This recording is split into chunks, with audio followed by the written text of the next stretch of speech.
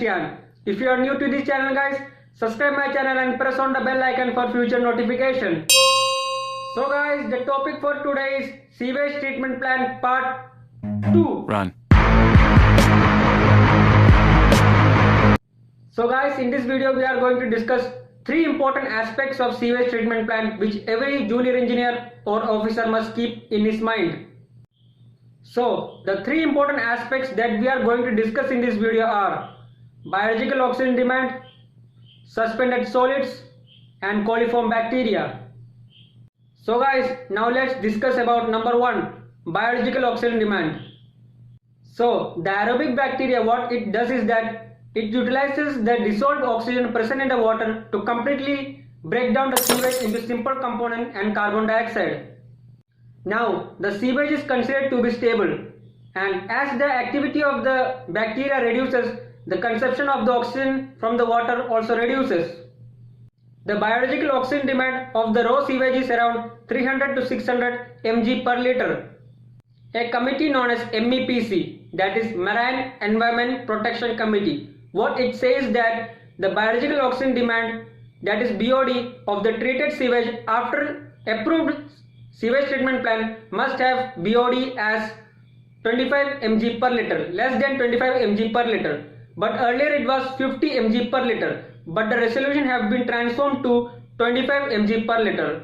So guys, keep that in mind, the resolution have been changed. In certain sites it's written that 50 mg per liter, but I have done few research and found out that it's not 50 mg per liter, it's 25 mg per liter. Now how the effectiveness of the sewage from the sewage treatment plant can be analyzed? Well, the effectiveness of the sewage is analyzed by taking 1 liter sample of sewage and incubating it for 5 consecutive days at a temperature of 20 degrees Celsius with well oxygenated water. The amount of oxygen used up by the sewage in mg per liter or ppm is termed as biological oxygen demand. Well, in our case it is 25 mg per liter. And that's all for biological oxygen demand, that is BOD. Now let's move on to our second aspect, that is suspended solids. The sewage in the sewage treatment plant will be having quantity of suspended solids. So guys, how it can be analyzed? So the suspended solids are analyzed by collecting and weighing method, and the physically solid suspended particles are removed by the filter element. Now guys, how the suspended solids weighing is done? First of all, the weight of the filter paper is being taken and it is being noted down in one place. Then the sewage is being allowed to pass through the filter paper, and again the weight of the filter paper is taken and it is noted down in one place. Now both the weight are being subtracted to each other and we can find out the weight, that is the weight of the suspended solid, in this fashion. The total suspended solid in the raw sewage will be around 300 to 400 mg per liter. But as per MEPC, that is Marine Environment Protection Committee, what it says that the total suspended solid in the treated sewage must be less than 35 mg per liter. Earlier it was 50 mg per liter, but the new MEPC resolution, what it says that the treated sewage suspended solid must be less than 35 mg per liter. I have seen 50 mg per liter data in certain top maritime sites, but the actual figure is less than 35 mg per liter. So guys, keep that in mind. And I will be also providing you the MEPC resolution in my description. You can go and check out. That's all about suspended solid. Now let's move on to our third aspect, that is coliform bacteria and the count of coliform bacteria. The number of coliform bacteria produced on board a ship in the sewage is very high.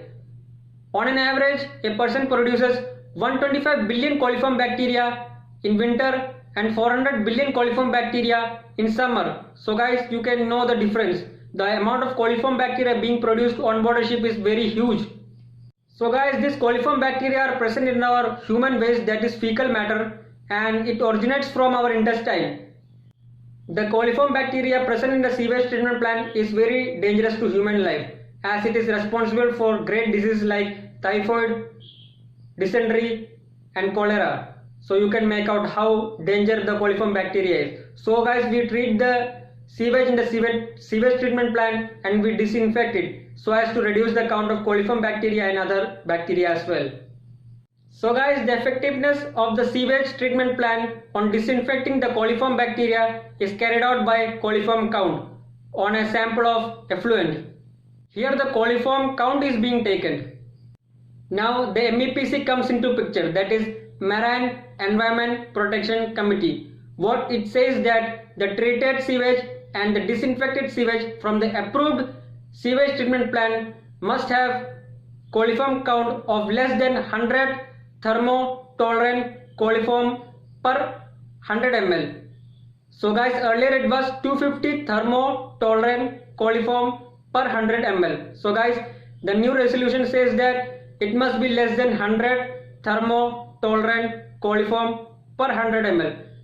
So guys, I have taken few shots for this particular clip. It's pretty hard to learn and I have taken some time too. So guys, you also take some time, it's fine, absolutely fine. Well guys, there are other things also being analyzed like chemical oxygen demand, that is COD, and pH of the treated sewage. Well guys, that's not the scope of this video. I just wanted to concentrate on three major aspects, that is biological oxygen demand, suspended solids, and coliform bacteria count. So guys, I hope that's enough for today.